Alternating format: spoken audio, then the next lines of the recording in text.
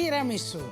Most of you know tiramisu, and of course you're thinking of that coffee-soaked Savoiardi cake that's delicious and moist. Well, basically the same technique, but I'm gonna make it limoncello. And lemon is nice and perky, and of course, limoncello liqueur is so good, so let's use it. And to soak those Savoiardis, we need a syrup, some water, some limoncello. This is the limoncello liqueur that you all like, lemon juice, and sugar. So here we are. You're gonna cook this until the sugar melts into it and some of the alcohol dissipates. I'm gonna put the pot with the syrup on the back burner until the syrup dissolves. And this is a pot of water almost to the boiling point where we're gonna make the zabaglione on top of it. Zabaglione is sugar, limoncello, egg yolk,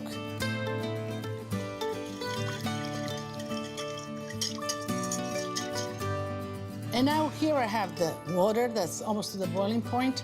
The water will not touch this, otherwise the eggs will curdle, but I need that heat of the water to actually make the zabaglione.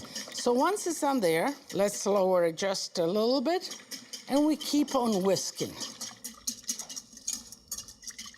Okay, while I'm doing this, let me see.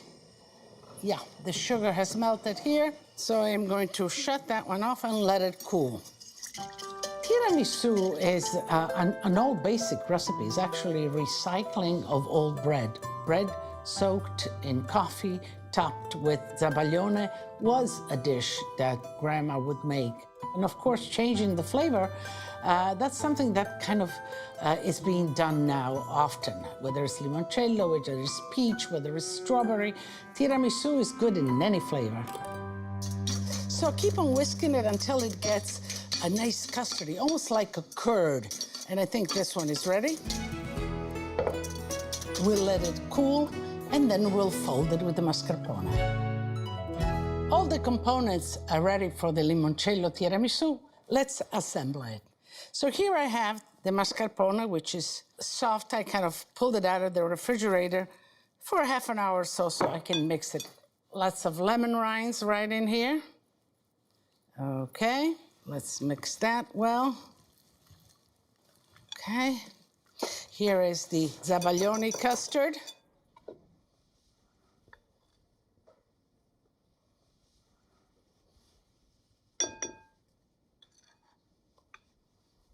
Okay, let's mix that in there.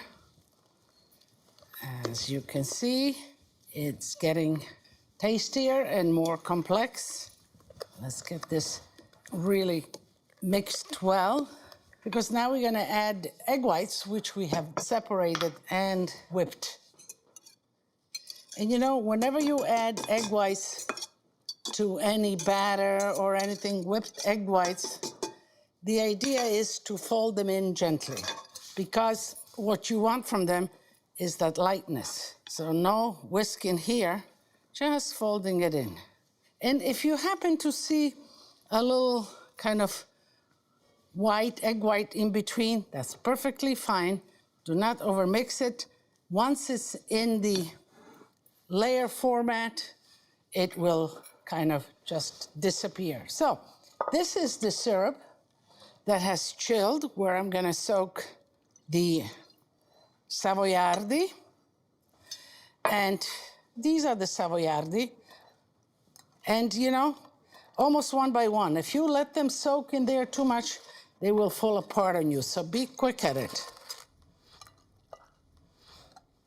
Because then they get the moisture from the filling as well. So here we are. Put them snug.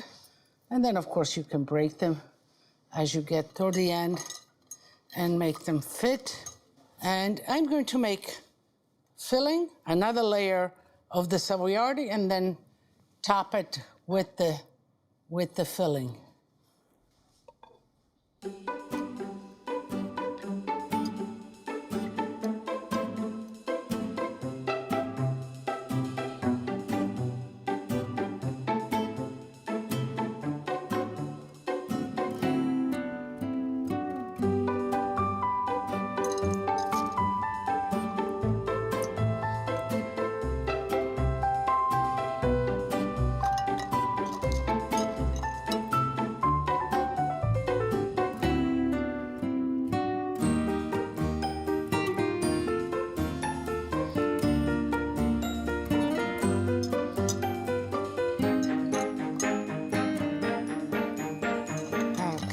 So let's finish the tiramisu.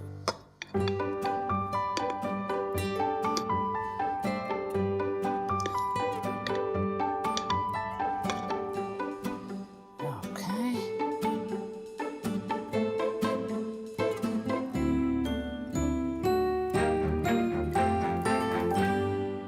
So the tiramisu is assembled and it's ready to be put in the refrigerator. Cover it with a plastic wrap and let it rest for about 4 or 5 hours, although it is better overnight in the refrigerator.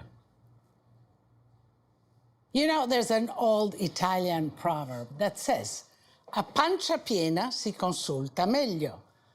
We can talk better on a full stomach. So I'm gonna go and make myself a nice dessert and then we'll talk. But the limoncello is already here and it's nice and settled. Spoon it out, I think it's the easiest way. And you just like that. And you have a nice, like a parfait glass, or you can do it in a plate as well. Let's see, then I'll go in here. I made here some lemon peels, just tossed in granulated sugar, and it makes a great topping. And I think it is ready to be enjoyed. But before I do that, I want you to enjoy it with me, and I want to invite you. So, as I always say, tutti a tavola a mangiare, and let me taste now.